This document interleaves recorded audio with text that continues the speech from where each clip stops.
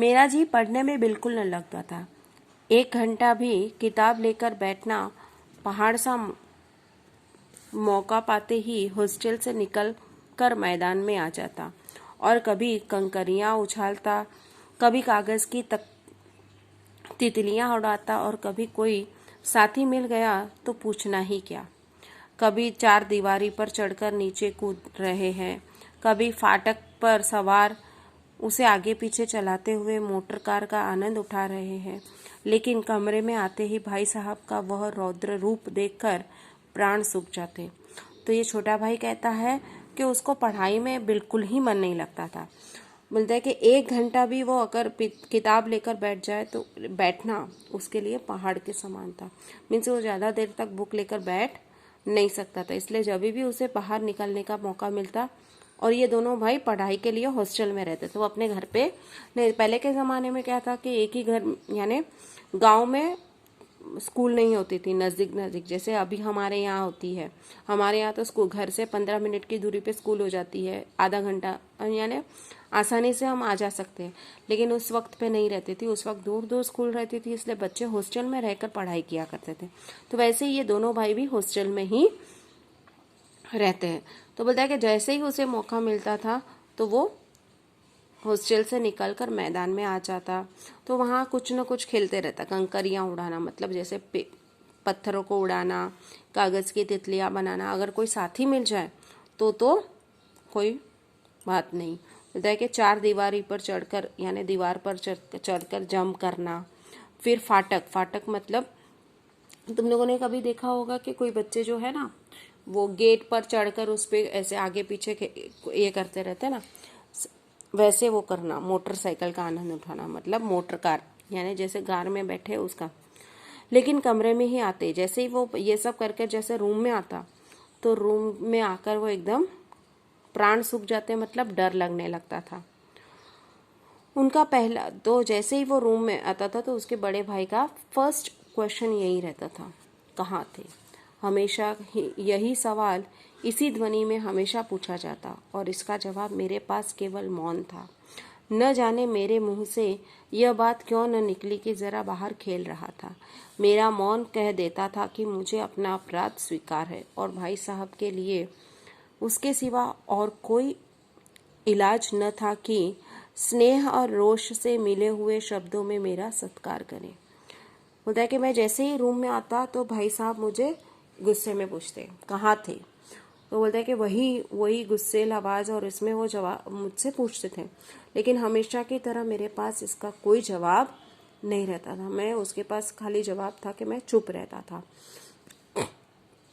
बोलता है कि न जाने मुझे क्यों ये नहीं आता कि मैं भाई साहब के सामने ऐसा बोल ही नहीं सकता था कि मैं ज़रा खेलने गया था।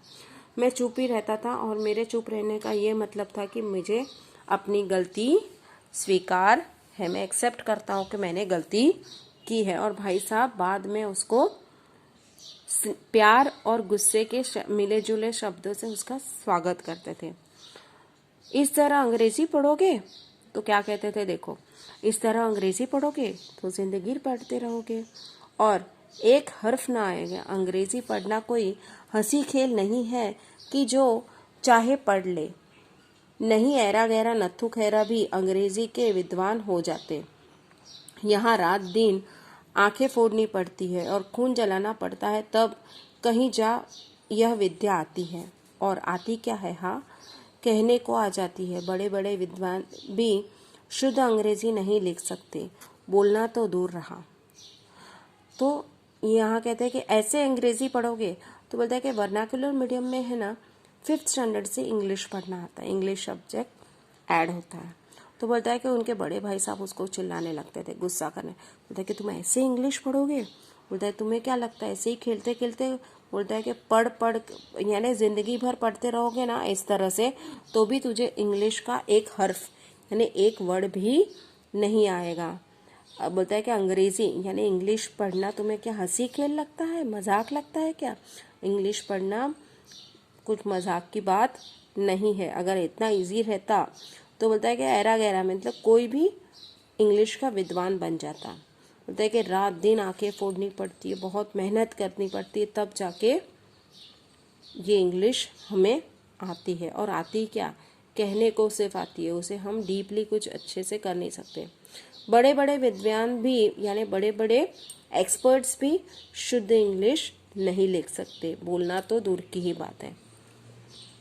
और मैं कहता हूँ तुम कितने धौंधा हो कि मुझे देखकर भी सबक नहीं लेते। मैं कितनी मेहनत करता हूँ यह तुम अपनी आंखों से देखते हो। अगर नहीं देखते तो यह तुम्हारी आंखों का कसूर है, तुम्हारी बुद्धि का कसूर है। इतने मेले तमाशे होते हैं, मुझे तुमने कभी देखने जाते देखा है?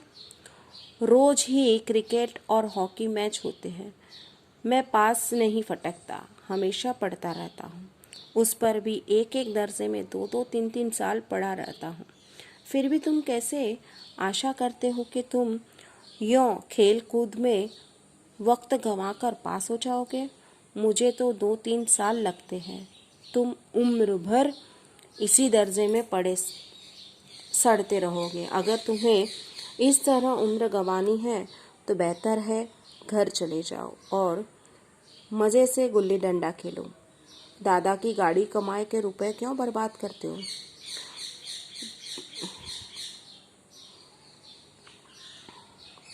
तो बोलता है कि ये कहते हैं कि अंग्रेज़ी तो बड़े बड़े विद्वानों को भी नहीं आती, मीन्स वो लोग लिख तो सकते लेकिन उन्हें शुद्ध बोलना अब तक नहीं आता। और तुम्हें क्या लगता है तुम ऐसे खेल कूद कर पास हो जाओगे? मुझे देखकर भी तुम समझते नहीं हो। तुमने मुझे देखा है, कितने तमाशे, कितने प्रोग्राम होते हैं, मेले होते हैं, तुमने कभी मुझे जाते हुए देखा है कहीं भी?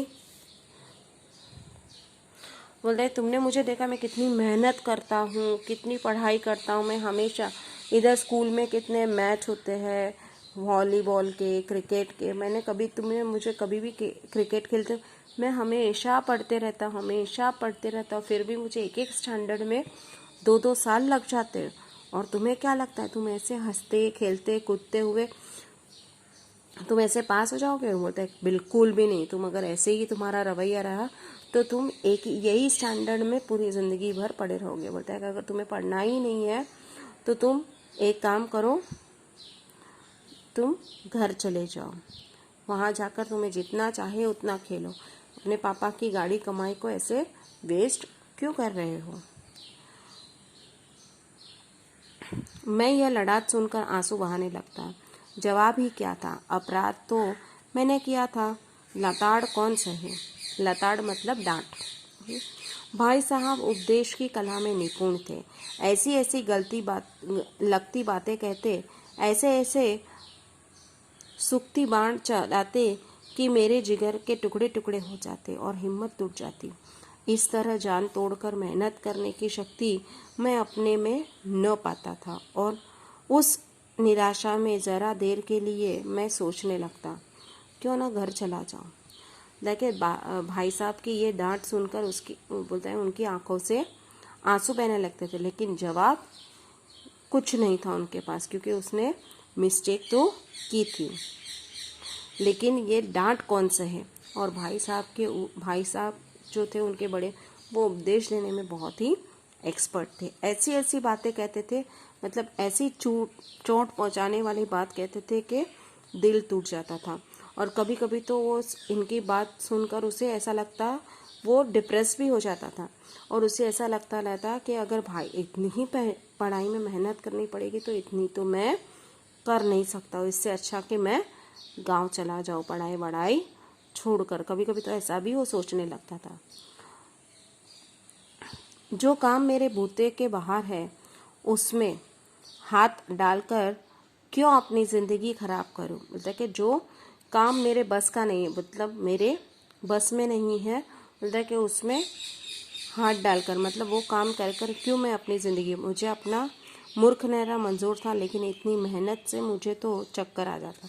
ताकि मैं मूर्ख रहूँगा, पढ़ूँगा नहीं, गंवार रहूँगा, वो उसे मंजूर था, लेकिन इतनी मेहनत उससे नहीं हो सकती थी। लेकिन घंटे 2 घंटे के बाद निराशा के बादल फट जाते और मैं इरादा करता कि आगे से खूब जी लगाकर पढ़ूँगा। चटपट एक टाइम टेबल बना डालता, बिना पहले से नक्शा बनाए कोई स्क्रीन तैयार की ये काम कैसे शुरू करूं।